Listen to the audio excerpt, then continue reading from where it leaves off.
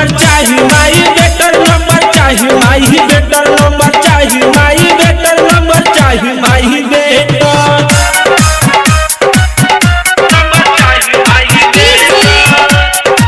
मिठू राजा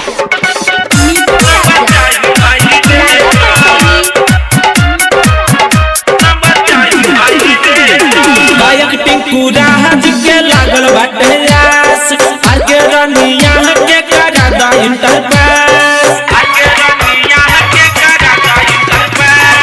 गायक टिंकू राज के लागल बाटे आस आर के रनिया के करा दा इंटरपास पहिले तो लिखो लिखो भेजा तानी लेटा